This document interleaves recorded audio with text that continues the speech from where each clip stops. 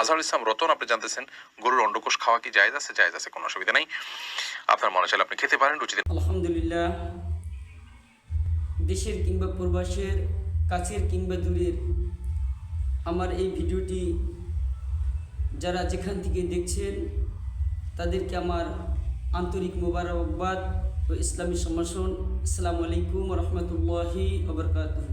যেই বিষয়টি নিয়ে সোশ্যাল মিডিয়ায় তোলপাড়, সেটা হচ্ছে হালাল প্রাণীর কোন কোন অংশ খাওয়া নিষেধ এবং কোন কোন অংশ খাওয়া হারাম, অপছন্দনীয়।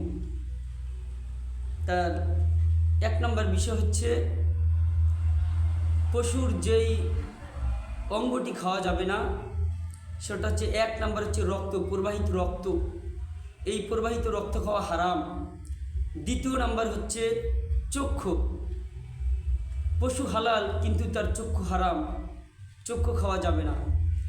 তৃতীয় নাম্বার হচ্ছে পিত্ত বা পিত্তি, যেটা আমাদের জন্য হারাম। চতুর্থ নাম্বার হচ্ছে মূত্রথলি, যেটার ভিতরে ইউরিন বা মূত্র থাকে, এই থলিটা খাওয়া হারাম। পঞ্চম নাম্বার হচ্ছে মূত্রনল, এই মূত্রনল খাওয়া হারাম।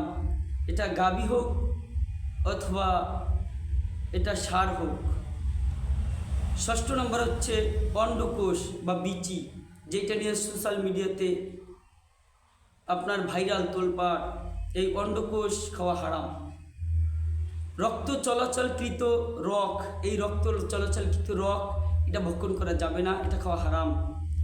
মেরুদণ্ডের শিরা, মেরুদণ্ডের ভিতরে শিরা রয়েছে, সাদা রগ রয়েছে, এই মেরুদণ্ডের ভিতরের শিরা অষ্টম নম্বরে, এটা খাওয়া হারাম। এরপরে যেই পশু আল্লাহর নাম ছাড়া জবেহ করা হয়, পশু হালাল কিন্তু ওই পশু জবেহ করার সময় আল্লাহর নাম নেওয়া হয় না, ওই পশু খাওয়া হারাম।